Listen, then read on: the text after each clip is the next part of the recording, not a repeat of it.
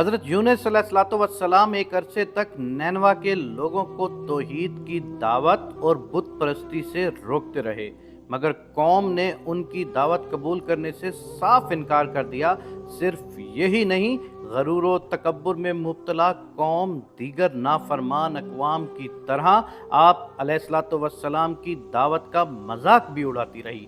جب ان کی سرکشی اور نافرمانی انتہا کو پہنچ گئی تو اللہ تبارک و تعالیٰ نے حضرت یونس علیہ السلام کو حکم دیا کہ لوگوں کو آگاہ کر دو کہ 3 دن کے اندر ان پر عذاب آنے والا ہے۔ آپ نے قوم میں اس کا اعلان کر دیا۔ یہ سن کر قوم یونس نے آپس میں مشورہ کیا تو اس بات پر ان سب کا اتفاق ہوا کہ یونس علیہ السلام کو کبھی جھوٹ بولتے نہیں دیکھا، لہٰذا ان کی بات نظر انداز نہیں کرنی چاہیے۔ مشورے میں یہ بھی طے ہوا کہ دیکھا جائے کہ اگر یونس علیہ السلام رات بستی کے اندر اپنے گھر میں مقیم رہتے ہیں تو سمجھ لو کہ کچھ نہیں ہوگا، اور اگر وہ یہاں سے کہیں اور چلے جاتے ہیں تو یقین کر لو کہ صبح عذاب ضرور آئے گا۔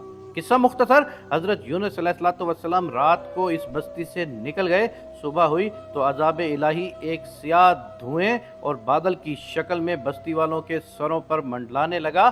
جب وہ ان کے قریب ہونے لگا تو لوگوں کو یقین ہو گیا کہ اب وہ سب ہلاک ہونے والے ہیں۔ یہ دیکھ کر حضرت یونس کو تلاش کیا گیا کہ ان کے ہاتھ پر ایمان لے آئیں اور توبہ کر لیں، مگر آپ کو نہ پایا تو خود ہی اخلاص نیت کے ساتھ توبہ و استغفار میں لگ گئے اور اپنے گھروں سے ایک میدان میں نکل آئے۔ عورتیں، بچے اور جانور سب اس میدان میں جمع کر دیے گئے۔ تمام بستی والے ٹاٹ کے کپڑے پہن کر عجز و انکساری کے ساتھ توبہ کرنے اور عذاب سے پناہ مانگنے میں اس طرح مشغول ہوئے کہ پورا میدان آہ و بکا سے گونجنے لگا۔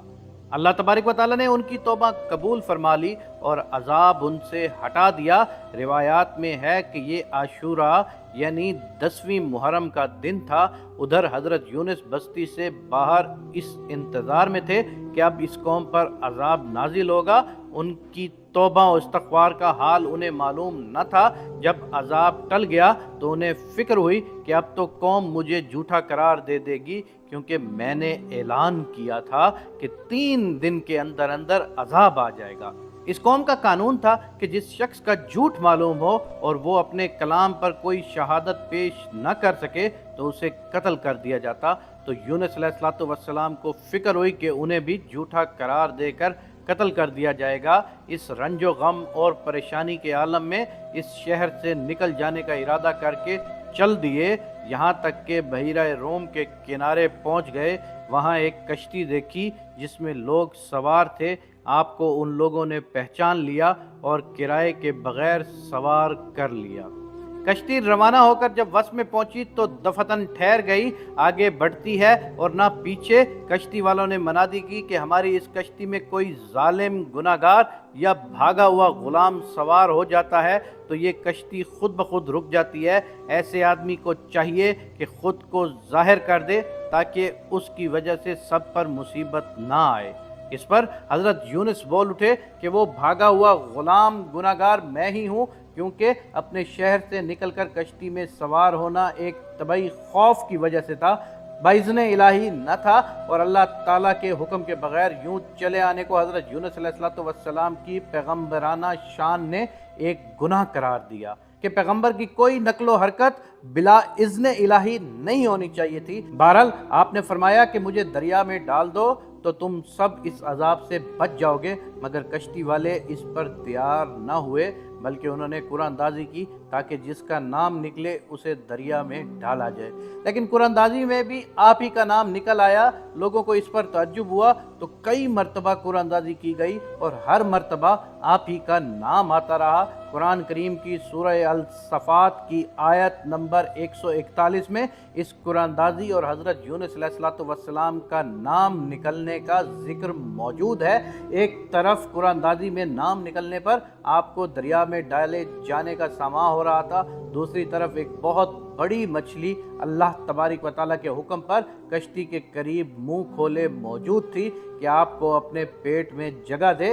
हज़रत यूनुस अलैहिस्सलाम जैसे ही पानी में गए, मछली ने फ़ौरन उन्हें अपने पेट में ले लिया। और हज़रत अब्दुल्ला बिन मसूद ने फरमाया कि हज़रत यूनुस अलैहिस्सलाम उस मछली के पेट में 40 रोज़ रहे। ये उन्हें ज़मीन की तह तक ले जाती और दूर दराज की मुसाफ़तों में फिराती रही। बाज़ अफराद ने 7, बाज़ ने 5 दिन और कई एक ने मछली के पेट में रहने की मुद्दत चंद घंटे लिखी है। हकीकत हाल तो अल्लाह तबारक व तआला ही को मालूम है। इस हालत में हज़रत यूनुस ने दुआ की, ला इलाहा इल्ला अंता सुब्हानका इन्नी कुन्तु मिनज़ ज़ालिमीन। तो अल्लाह तबारक व तआला ने दुआ कबूल फरमाई और मछली ने आपको बिल्कुल सही सालिम हालत में किनारे पर रख दिया। सुभान अल्लाह, सुभान अल्लाह। क्या शान है मेरे पाक परवरदिगार की और क्या शान है मेरे पाक परवरदिगार के कामों की। अल्लाह तबारक व तआला, तेरी शान सिर्फ तू ही जानता है और तेरे राज सिर्फ तू ही जानता है। अल्लाह हम सबको अपनी इबादत करने की तौफीक इनायत फरमा। आमीन या रब्बुल आलमीन।